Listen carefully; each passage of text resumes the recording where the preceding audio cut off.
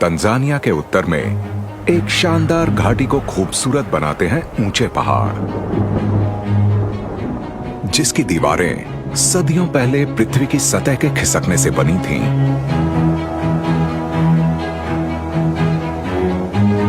प्राचीन ज्वालामुखियों द्वारा उपजाऊ बनाई गई इसकी ढलानें अनेक जीवों को कई प्रकार के आवास प्रदान करती हैं।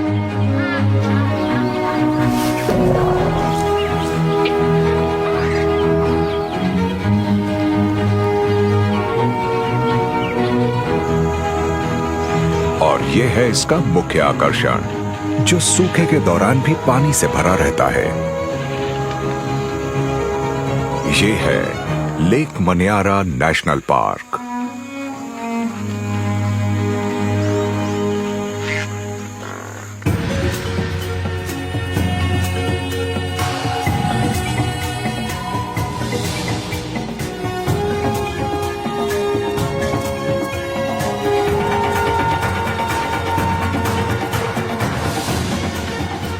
एक्सट्रीम अफ्रीका,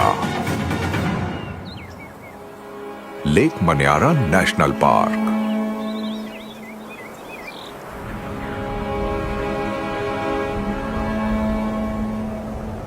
ईस्ट अफ्रीका की धरती एक जियोलॉजिकल फिनोमिनन यानी भूवैज्ञानिक घटना से बनी है, और ऐसी जगह दुनिया में और कहीं नहीं है। 3 करोड़ साल पहले पृथ्वी के क्रस्ट के नीचे पिघली हुई चट्टान के ऊपर उठने से ग्रह की सतह खिसकनी शुरू हुई, जिससे कॉन्टिनेंटल अफ्रीका कई हिस्सों में बंट गया।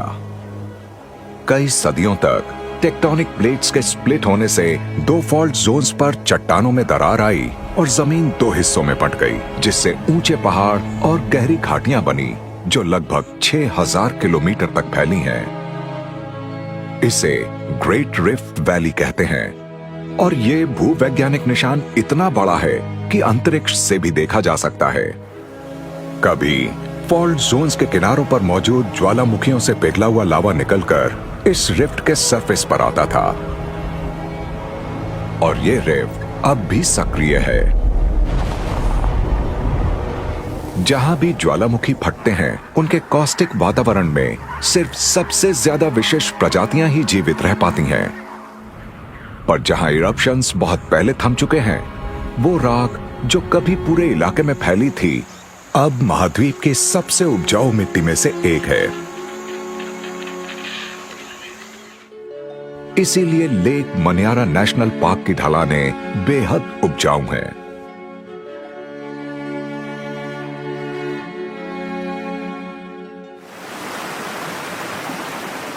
रिफ्ट माउंटेन्स में पानी इकट्ठा होता है और फिर बहकर घाटी में जाता है।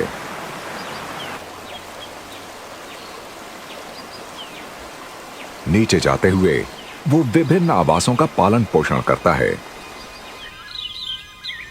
जंगलों से लेकर वुडलैंड, सवाना और घास के मैदानों से दलदली इलाकों तक। आखिरकार वो घाटी की तलहटी में एक बड़ी झील में पहुंचता है।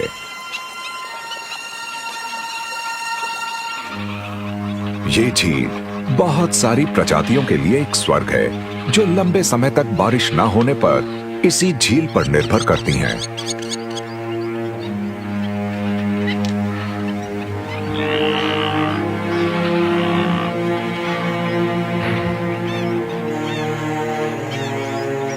इस घाटी में इस झील से दूर भी बहुत जीवन मौजूद है।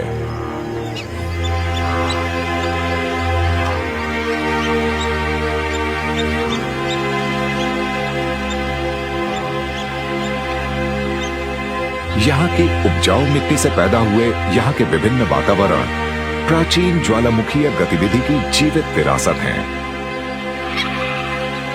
ये बहुत सारी प्रजातियों के घर हैं। कुछ प्रजातियां कुछ खास जगहों पर रहने के लिए ढली हैं, जबकि कुछ दूसरी किसी भी मौके का फायदा उठाना जानती हैं। उनके लिए पार्क की विविधता का मतलब हर रोज पेट भर खाना होता है।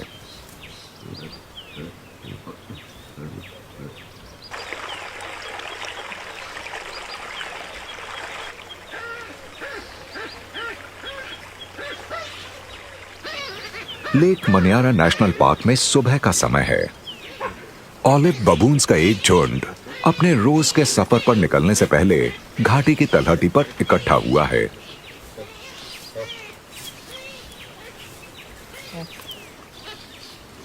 ये ऊंची चट्टानों की सुरक्षा में अपनी रात बिताते हैं और दिन के समय घाटी में नीचे रसीले घास के मैदानों पर पहुंच जाते हैं। इस झुंड में 60 सदस्य हैं और इनकी संख्या बढ़ रही है।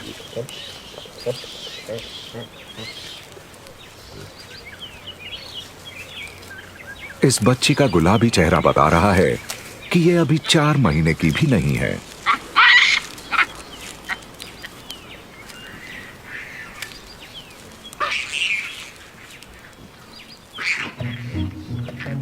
और इसमें अभी से पेड़ पर चढ़ने के लिए जरूरी ताकत और तालमेल दिखने लगा है।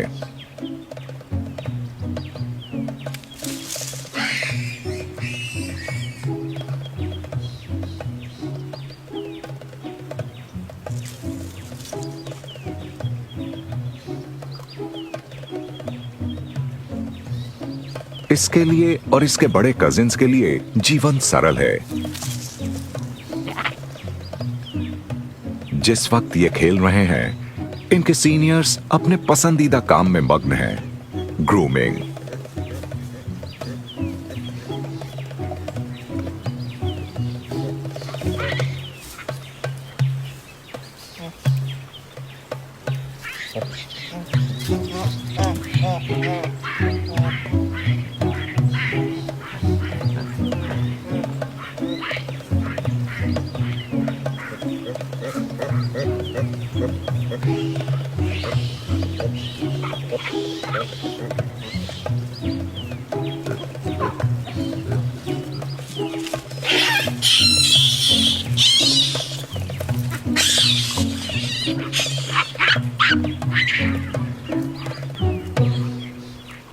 जल्द ही सफर को शुरू करने का समय हो गया है। बच्चे कम से कम 6 हफ्तों तक अपनी मां के पेट से चिपके रहते हैं।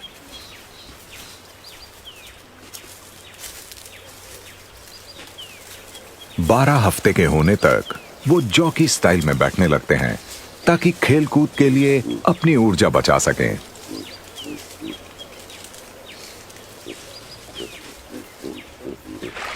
क्यों ना चलते चलते थोड़ा पानी ही पी लिया जाए।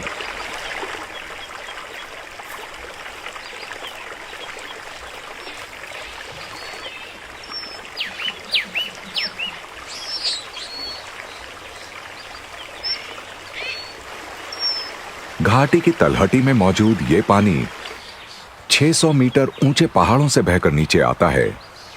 अब जब सूखे का दौर अपने चरम पर है, पार्क में जीवन के लिए ये पानी बहुत अहम है।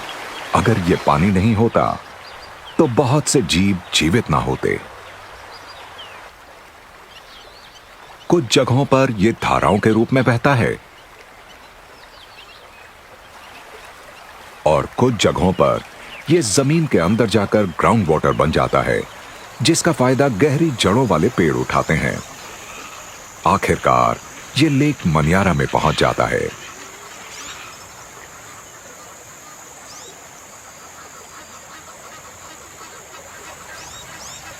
पहाड़ से बहकर आने वाला पानी सबसे पहले तलहटी में पहुंचता है और यहां की वनस्पति को घना और हरा भरा बना देता है।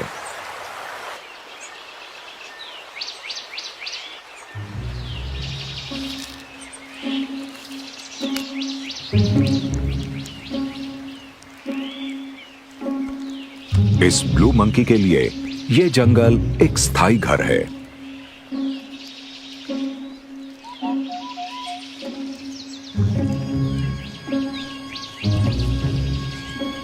जब यह और बड़ा होगा तब ये मादाओं के झुंड पर नियंत्रण पाने के लिए दूसरे नरों को चुनौती देगा। फिलहाल ये दूसरे ब्लू मंकीज के इलाकों के बीच घूमता हुआ अकेला रहता है।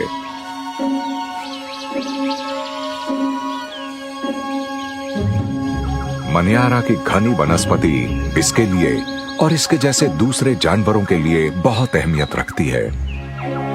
ब्लू मंकीज पाक की ट्रॉपिकल धूप को ज्यादा देर नहीं झेल पाते हैं।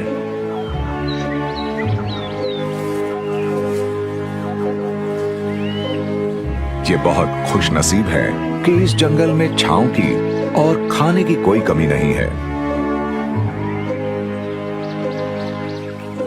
इसे अपने खाने का लगभग 2/3 हिस्सा पौधों की सिर्फ 10 प्रजातियों से मिल जाता है और उसके लिए भी इसे इस घने जंगल में ज्यादा दूर नहीं जाना पड़ता है।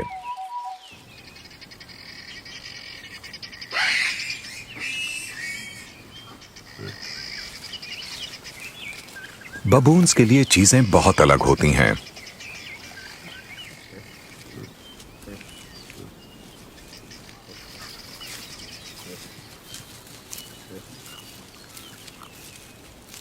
इनके खाने में बहुत ज्यादा विविधता है। ये अपने सफर के दौरान मनियारा के अलग अलग आवासों से गुजरते हुए सभी खाने लायक पौधों को खाते हुए जाते हैं और इनको अपने पसंदीदा खानों में से एक मिल गया है।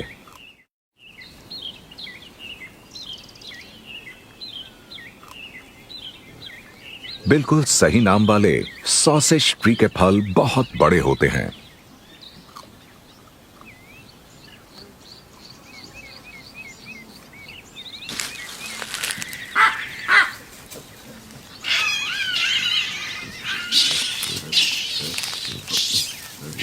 यहां तक कि 5 सेंटीमीटर लंबे कैनाइन्स वाले नर का मुंह भी पूरा भर जाता है।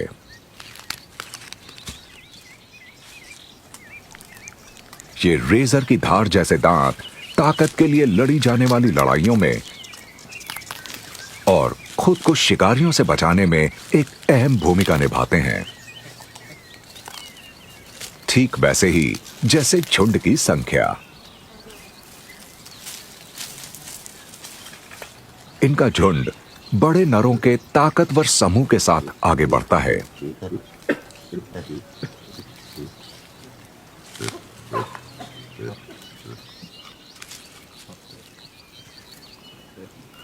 ये अपने बच्चों की रक्षा करने के लिए साथ साथ रहते हैं।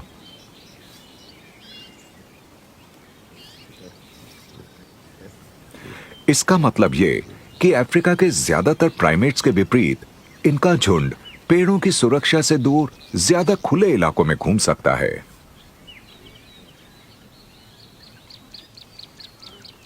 पर बबून्स को हर वक्त सतर्क रहना पड़ता है। यहां आसपास तेंदुए मौजूद हैं।